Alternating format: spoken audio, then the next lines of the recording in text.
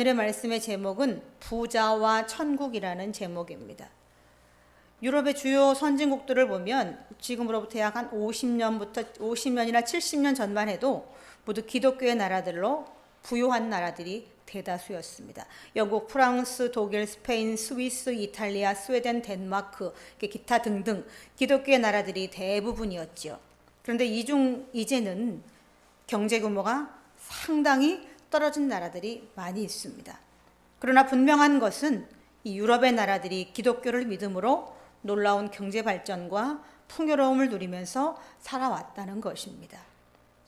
그런데 그 나라들이 현재로부터 한 100년도 안 되는 시간 동안 부와 지식과 풍부 속에 점점 하나님을 잃고 그 자리는 사람의 인권이 자리하고 있습니다. 인권을 빙자한 음란이 전 유럽을 물들이고 있습니다. 더 이상 유럽의 사람들은 하나님을 찾지 않는 사람이 너무나 많아졌습니다.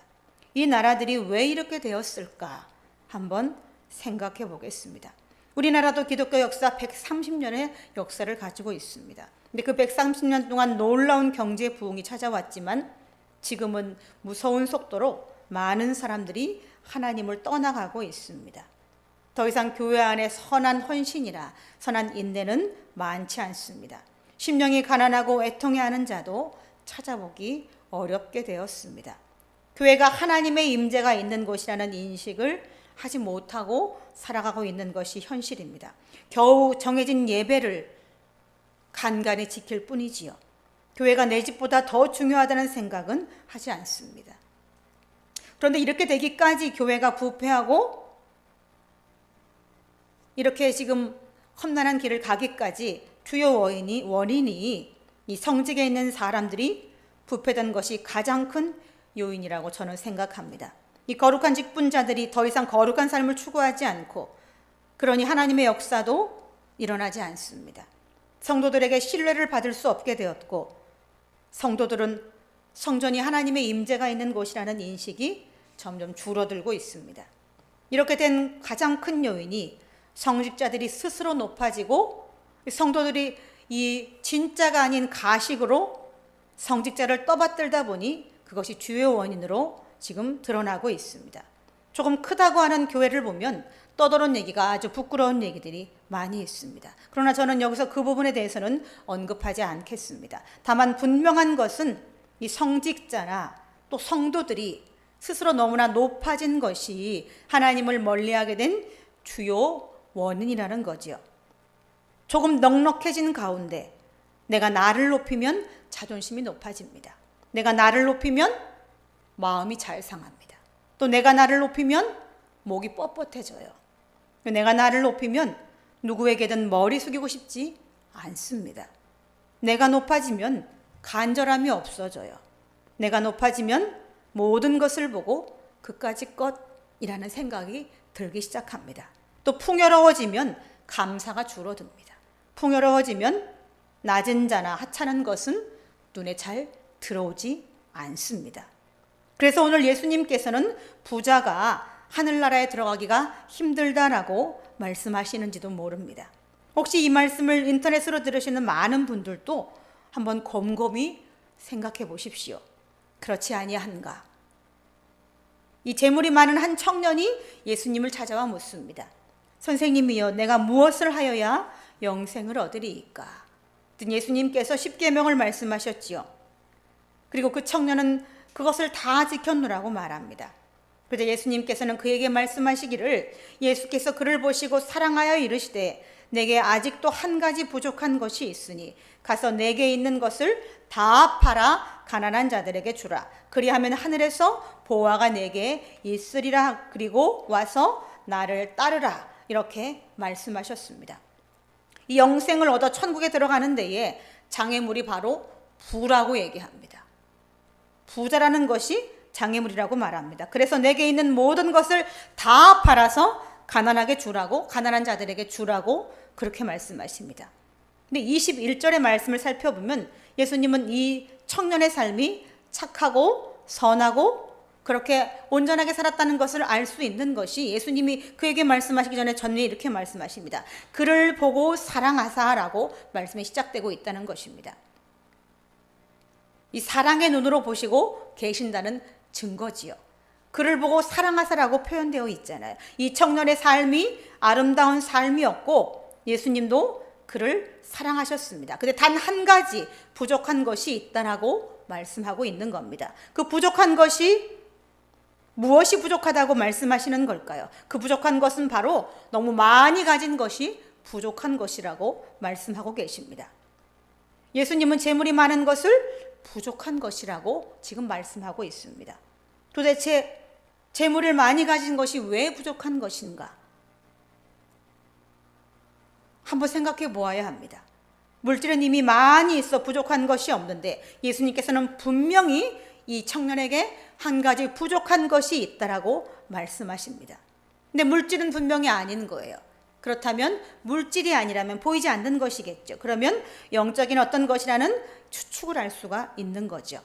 예수님의 산상주훈 중에 마태복음 5장에 팔복이라는 것이 있어요. 심령이 가난한 자는 복이 있나니, 또 애통해하는 자는 복이 있나니, 온유한 자는 복이 있나니, 의를 위하여 의에 줄이고 목마른 자는 복이 있나니, 긍휼히 여기는 자는 복이 있나니, 마음이 청결한 자는 복이 있나니, 화평하게 하는 자는 복이 있나니, 의를 위하여 핍박을 받는 자는 복이 있나니 라는 팔복 8가지 복이라는 복이 나와 있습니다. 여기 복에 대한 개념을 보면 심령이 가난한 자가 복이 있대요. 애통해하는 자가 복이 있고, 의에 줄이고 목이 마른 자가 복이 있고, 긍휼히 여기는 자가 복이 있고, 의를 위하여 박해를 받는 자가 복이 있다라고 말씀하십니다. 예수님이 말씀하시는 이 복은 세상이 말하는 복의 개념과는 다릅니다. 이 세상이 말하는 복은 이렇습니다. 이 세상이 말하는 복은 부요함을 복이라고 합니다. 또 세상이 말하는 복은 많이 웃는 것이 복이라고 말합니다. 또 세상의 복은 잘 먹고 기름진 것을 복이라고 말합니다. 이 세상이 말하는 복은 사람을 많이 부리고 위에 있는 것이 복이라고 말합니다. 또 세상이 말하는 복은 많은 사람에게 존대를 받는 자가 복이 있는 사람이라고 말합니다. 예수님이 말씀하시는 그 말씀의 복의 개념과 세상이 말하는 복의 잣대는 분명히 다른 것입니다. 좀 더 분명한 색깔로 말하자면 많이 가진 것이 복이 되지 못한다는 말씀이 바로 예수님의 복에 대한 개념인 거지요. 오죽하면 낙타가 바늘기로 들어가는 것보다 부자가 천국에 들어가는 것이 더 어렵다라고 말씀하십니다. 낙타가 바늘기 속으로 어떻게 들어가겠어요? 죽었다 깨어나도 100만 번을 해도 들어갈 수 없는데 부자는 그것보다 더 천국에 들어가기가 어렵다고 말씀하십니다. 이 재물이 있는 자는 왜 천국에 들어갈 수가 없을까? 왜 들어가기가 힘들까요? 저는 자신을 포장하는 사람을 보면 마음이 다칩니다.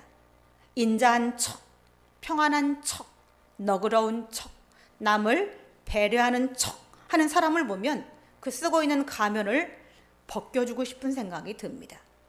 요한계시록 3장 16절을 보면 아시아 7교회 중 라오디게아 교회를 향해서 주신 말씀 중에 덥던지 차던지 하라 라고 말씀하십니다.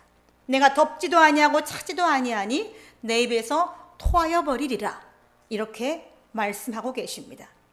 저만 그런 게 아닙니다. 예수님께서도 덥지도 않고 차지도 않은 불분명한 사람을 싫어하십니다. 토하고 싶을 정도로. 분명하지 않다는 것은 실체가 아닌 척하는 허상일 뿐입니다. 사실은 없는 것인데 있는 것처럼 포장하는 것이지요. 더 적나라하게 말하면 거짓입니다. 이 세상에서도 없는 것을 있는 것처럼 하면 거짓인데, 그런데 사람들은 하나님을 속이면서 척합니다. 얼마나 어리석은 사람들입니까? 세상을 속이고 하나님 같은 것은 존재하지 않아 라고 생각하는 사람은 얼마나 어리석은 사람입니까? 이 보이지 않으신 하나님이 이 우주의 통치자이십니다. 또 보이지 않으신 그 하나님이 모든 것을 감찰하고 계십니다.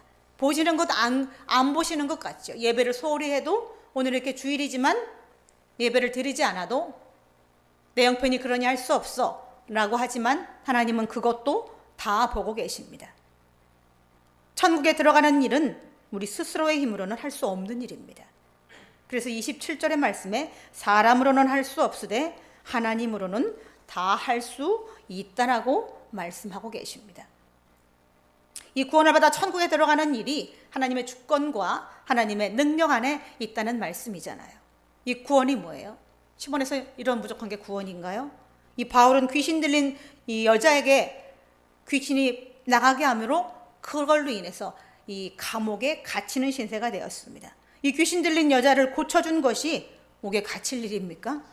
상을 받아 마땅한 일이지요. 근데 선한 일을 하고도 옥에 갇혔습니다. 이 귀신 들린 여자를 돈벌이로 이용하는 악한 주인이 선한 바울을 감옥에 가두었습니다. 이 바울은 억울할 텐데도 전혀 억울해하지 않았습니다. 감옥의 깊은 빛이 전혀 들어오지 않은 깊은 곳에 갇혔지만 그는 그곳에서 신라와 함께 찬양을 불렀습니다. 내 인생이 왜 이런가? 왜 이 모양이야? 탄식하고 울고 불지 않았습니다. 이 바울은 사단에게 한 여자가 노임을 받은 것에 대해서 감사드렸고 이런 상황 속에서도 감사할 마음을 주신 하나님께 찬양을 했습니다. 이 사도 바울은 깊은 옥에 갇혀 초라하기 그지없지만 그의 마음은 기쁨과 감사로 어떤 사람보다 부요한 상태였습니다. 이 성령께서는 이 사도 바울에게 진리를 깨닫는 은혜를 주셨습니다. 이 구원을 받아 천국에 들어가는 것은 애시당초 사람이 할 수 없는 영역입니다. 심판을 받아 천국으로 들어가는 사람은 완전히 하나님의 주권 안에 그것이 천국으로 갈지 지옥으로 갈지 하나님의 주권 안에 달려있다는 거지요. 근데 그것을 깨달은 사람이 바로 사도 바울입니다. 과연 큰 사람이지요. 근데 이와 같이 마지막 심판을 통과하여 천국에 들어가는 것도 우리가 아무것도 알 수 없습니다. 누가 천국에 들어갈지 누가 지옥에 갈지 우리는 알 수도 없습니다. 가늠할 수도 없습니다. 그런데 아무도 알 수 없지만 거기에 부자가 더욱 천국에 들어갈 자격이 안 된다라고 예수님은 오늘 말씀하고 있습니다. 가장 들어가기 힘든 사람이 바로 부자라는 겁니다. 이 TV 드라마를 보면 재벌이나 그 재벌의 2세들의 그 하는 모습을 보면 그들이 왜 천국에 못 들어가는지 바로 알 수 있습니다. 극도로 악하고 교만하지요. 또 사람 목숨을 파리 목숨 죽이듯이 죽이고 어떻게 저렇게 악할 수 있을까 싶을 정도로 경악을 금치 못하는 장면이 연출됩니다. 물론 극화한 거지만 실상 사람들의 모습이 거기에 극화된 거지요. 재벌들이 그렇게 드러나는 악 말고 감추어진 이 척하는 그런 죄가 있습니다. 뭐뭐인 척, 아까 제가 말씀드렸던 인자한 척, 배려하는 척, 하나님을 사랑하는 척하는 이런 것들이 드러난 악보다 더 큰 악입니다. 부가 왜 사람을 악하게 할까요? 부가 왜 사람을 악하게 할까? 왜 부가 사람을 교만하게 할까요? 부요함으로 인해 사람이 왜 악하게 할까? 그 첫 번째는 이 부요함은 사람을 스스로를 높아지게 하기 때문에 그렇습니다. 저는 결혼한 후 1년 만에 19평 아파트를 사서 들어갔어요. 그리고 5년이 지난 후에 34평 아파트를 사서 또 이사를 들어갔습니다. 근데 그 아파트에 들어간 이후로 제가 달라지는 것을 느꼈습니다. 굉장히 교만해졌죠. 아주 큰 아파트를 틀만 두고 완전히 리모델링해서 새집같이 만들어 들어갔지만 저의 마음은 눈빛은 점점 더 사나워져 갔습니다. 그래서 저희는 그 집을 11개월 만에 팔았습니다. 그 집에서 여러 좋지 않은 일도 이어졌었습니다. 저는 그때 아직 내가 재물을 잘 관리할 만큼 큰 사람은 못 되는구나 라고 인정하게 되었습니다. 그리고 작은 23평의 빌라로 이사가서 다시 마음의 평정을 찾고 겸손한 마음으로 그렇게 살아가게 되었습니다. 이 스스로를 높이는 것은 무서운 미래를 만듭니다. 이 사도 바울은 육체의 가시를 치료해달라고 3번이나 하나님 앞에 기도했습니다. 근데 하나님께서는 나의 은혜가 내게 족하다라고 그렇게 말씀하셨습니다. 그리고 사도 바울은 또한 그 말씀의 깨달음에 자기를 자고하지 않게 하기 위해서, 자만하지 않게 하기 위해서 나에게 육체의 가시를 주셨다라고 고백하고 있습니다. 이 고린도후서 12장 7절의 말씀에 보면 이 개정 성경 말고 옛날 성경인 개역 성경 이 고린도서 12장 7절의 말씀에 보면 이렇게 되어 있습니다. 내 육체의 가시 곧 사단의 사자를 주셨으니 이는 나를 쳐서 너무 자고하지 않게 하려 하심이라. 이렇게 말씀하고 있습니다. 자고하지 않게 하심이라. 너무 높아지지 않게 하시려고 육체의 가시를 주셨다라고 말씀하고 있고, 그것을 사도 바울은 깨달았습니다. 교만은 패망의 선봉입니다. 잠언 16장 18절에 그렇게 말씀하고 있습니다. 이 스스로 높아지는 것은 제어가 되지 않습니다. 어느새인가 이미 높아져 있어요. 그리고 그것은 진행형입니다. 점점 더 높아집니다. 그래서 이 진행형의 교만을 하나님은 바울에게 육체의 가시로 그것이 더 이상 진행되지 않고 겸손하게 전환될 수 있게끔 하셨던 거지요. 이 사람의 마음은 스스로 통제가 안 되고 선하게 다스려지지도 않습니다. 19평에서 34평으로 옮겨가도 그렇게 교만해지는데 재벌들은 오죽하겠어요. 수천억에서 몇 억, 몇 조 이렇게 되는 사람들이 교만해지는 것은 어쩌면 당연한 것인지도 모릅니다. 그 두 번째, 사람들이 부가 형성이 되면 왜 악하게 될까? 왜 교만하게 될까? 두 번째는 바로 모든 것을 볼 때에 하찮다라고 느끼는 것이 바로 문제입니다. 웬만하면 다 우스워 보여요. 여러분, 그까짓 것이라는 말, 그런 표현 잘 쓰지 마십시오. 이건 하나님을 모욕하는 말입니다. 그까짓 것, 이렇게 쉽게 우리는 말하지만 사실은 이건 하나님을 모욕하는 말입니다. 왜냐하면 모든 만물을 하나님이 다 지으셨어요. 사람도 하나님이 지으셨고, 하나님이 사람을 지으셨고 사람이 만드는 그 모든 것을 그까짓 것이라고 말한다면 곧 하나님이 지으신 사람을 얘기하는 거고, 하나님의 지으신 세상을 모독하는 것입니다. 근데 사람들은 그것을 잊고 쉽게 그까짓 것이라는 말을 함부로 합니다. 여러분도 하나님을 욕되게 하는 이 그까짓 것이라는 표현 많이 쓰지 마십시오. 이건 곧 하나님께 우리가 그까짓 것이라고 말하는 것과 다른 것이 없습니다. 하나님까지는 가지 않는다고요? 그렇지 않습니다. 사람은 가다 보면 올라갑니다. 창세기 11장에 바벨탑을 쌓아서 하늘에 닿게 하자고 할 때 그 사람들의 첫 마음은 그렇지 않았어요. 근데 점점 높아져서 하늘에 닿게 하자고 마음이 거기까지 올라간 거죠. 어느 기업이 잘 되자 회사 안에 그 사장님은 자기의 그 회사 안에 교회를 세우고 목사님을 청빙해서 예배를 드리기 시작했습니다. 근데 그 성전의 맨 앞자리에는 특별한 자리가 있었는데 바로 사장의 자리였습니다.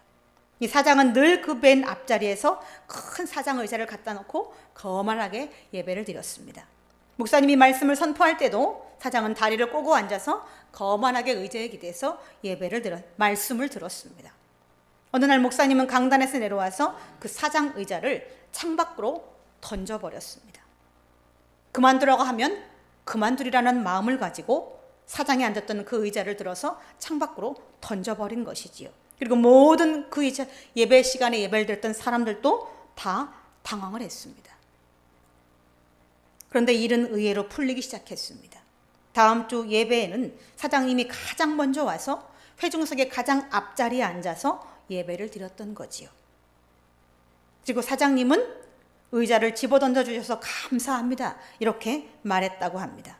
그 일로 인해서 이 허울을 벗어 던졌다고 고백했다고 합니다. 이 교만의 허울, 예배의 주인이 마치 자신인 것 같은 그 착각의 허울에서 벗어났다라고 고백했다고 합니다. 처음엔 의자를 집어던졌을 때 일주일 내내 처음에는 화가 많이 났다고 합니다. 그러나 일주일의 시간을 보내는 동안 그 사장은 자신을 돌아보게 되었고, 결국 일주일 만에 다시 예배에 돌아왔을 때는 맨 앞자리 회중석에 앉아서 겸손하게 예배를 드리게 되었다는 거지요. 그가 사람 앞에나 사장이지 하나님 앞에서도 사장은 아니라는 사실을 그가 깨달았던 것입니다. 목사를 사장이 기용을 하고 그 모든 예배의 주관을 사장이 하다 보니 사장은 그 예배가 마치 자신을 위한 것인 양 착각이 들었던 것이지요. 그러나 그는 의자와 더불어서 교만을 버리고 다시 성도의 자리로 돌아갔습니다. 이 거만한 마음은 넘어짐의 앞잡이입니다. 부요한 것이 왜 악한 것이 될까? 부요한 것은 왜 사람을 교만하게 할까? 그것의 세 번째는 재물의 힘을 의지하기 때문에 그렇습니다. 이 부자 청년은 하나님의 계명들을 잘 지키는 사람이었습니다. 부모님을 공경하고 이웃을 사랑하고 도둑질하지도 않고 간음하지도 않고 살인을 하지도 않고 거짓말하지도 않았습니다. 이 부자라고 해도 이만하면 겸손하게 잘 사는 게 아닐까요? 분명 예수님께서는 마태복음 22장에 하나님을 사랑하고 그와 같이 이웃을 사랑하라 라고 말씀하셨습니다. 그리고 그 청년은 그것을 다 지키고 사는 사람이었어요. 근데 천국에 들어갈 자격이 충분한데 예수님은 지금 한 가지가 부족하다라고 지금 말씀하고 계십니다. 분명히 마태복음 22장에 하나님을 사랑하고 그와 같이 이웃을 사랑하는 것이 온 율법과 선지자의 강령이라고 말씀하셨는데 왜 이 청년에게 한 가지 부족하다라고 말씀하셨을까? 그것들을 다 지키고 살아가는 청년인데도 불구하고 왜 부족하다라고 말씀하고 계실까?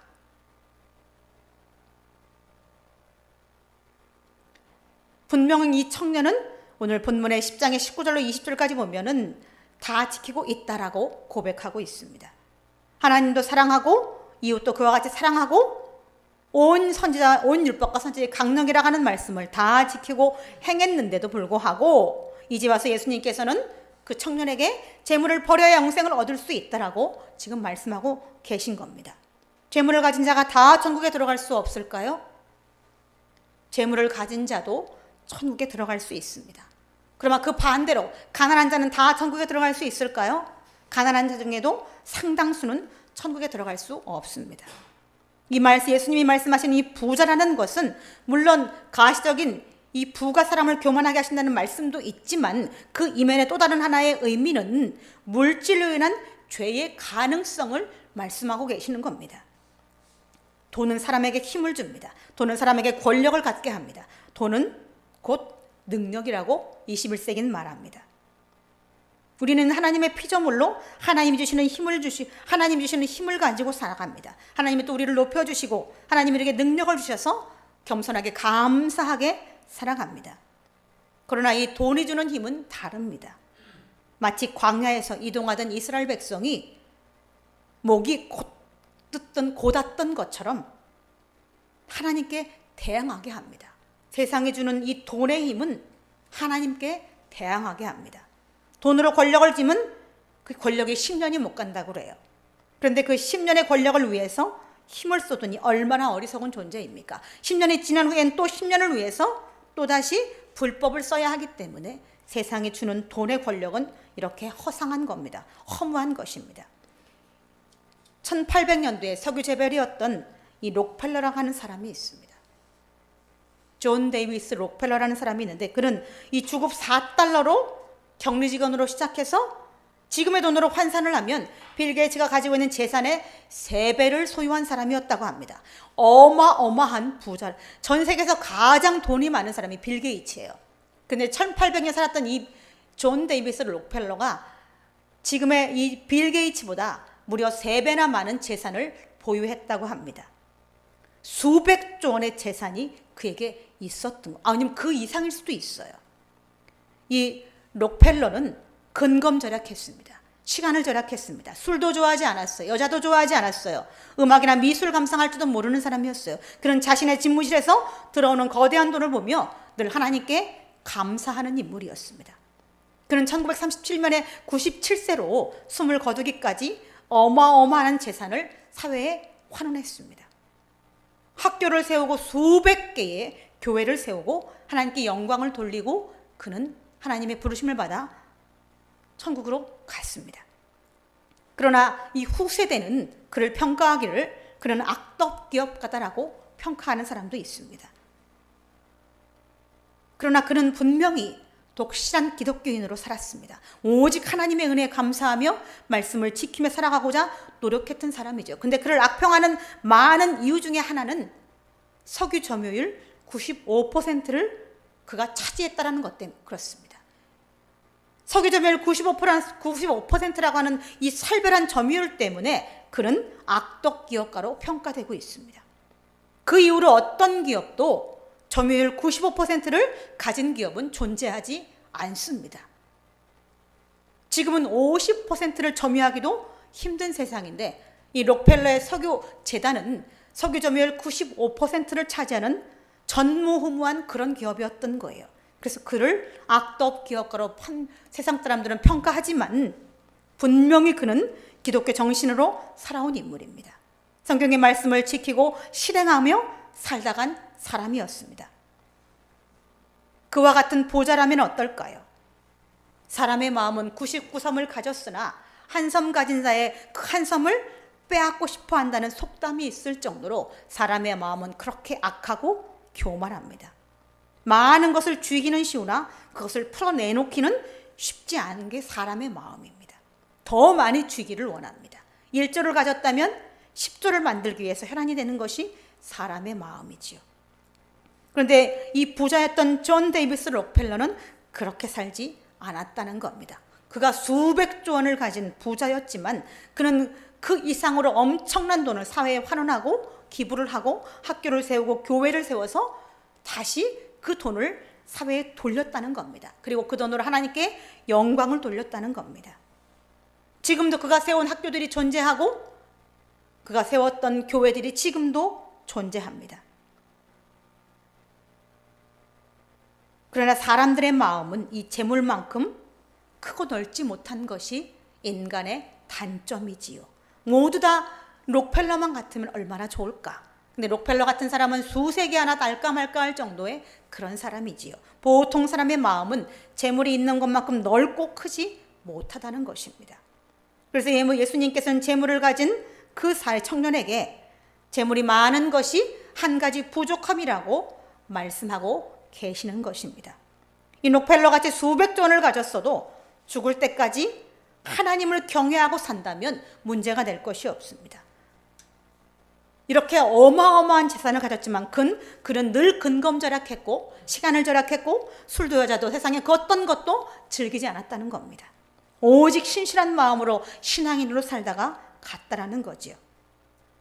이 청년의 모든 계명을 지키고 살았어도 그 마음속에 있는 악의 뿌리들은 다 잘라낼 수 없었던 거예요. 그래서 예수님께서는 그 뿌리로 재물의 많음과 연결되어 있기 때문에 그에게 가진 것을 다 팔아 가난한 사람에게 주라. 그리고 나를 따르라라고 그에게 조언해 주셨던 것입니다.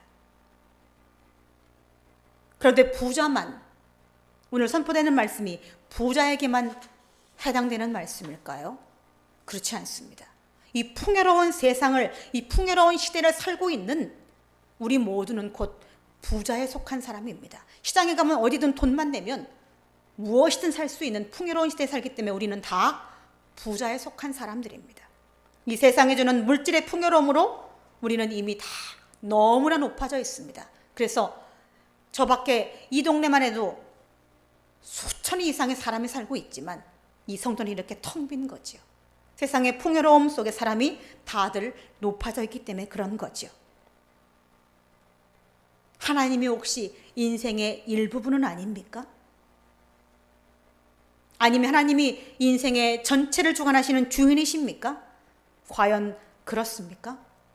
전 여러분에게 묻고 싶습니다. 이 심령이 가난한 자는 복이 있어 천국이 그들의 것이라고 성경은 말씀하십니다.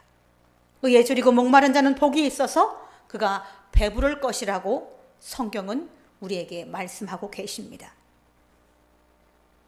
오늘 마태복음 10장에 말씀하시는 부자가 천국에 들어갈 수 없는 것은 자신이 죄인임을 모르기 때문에 그렇습니다. 가난한 자가 천국에 들어갈 수 있는 것은 그 가난한 자가 자신이 죄인임을 깨닫기 때문에 천국에 들어갈 수 있는 거지요. 내가 죄인인 것을 깨닫는, 내가 하나님 앞에 설 수 없는 그런 존재라를 깨닫는 자가 과연 부자입니다. 그런 부자는 천국에 들어갈 수 있습니다. 그리고 하나님 앞에도 합당한 사람입니다. 우리 다 같이 기도하시겠습니다. 하나님 아버지, 하나님의 은혜를 참으로 감사합니다. 오늘은 부자가 낙타가 바늘기로 들어가는 것보다 더 천국에 들어가기 어렵다라는 말씀을 들었습니다. 너무 풍요로운 세대를 살고 있는 우리 모두도 이와 같은 부자는 아닌지요. 우리 모두가 다 천국에 들어갈 수 있는 자격이 없는 그런 사람들은 아닌지요. 마음이 가난하고 심령이 가난하여 하나님, 우리가 하나님의 자녀가 될 수 있도록 하나님 축복하여 주시옵소서. 감사를 드리며 예수님의 이름으로 기도드리옵나이다. 아멘.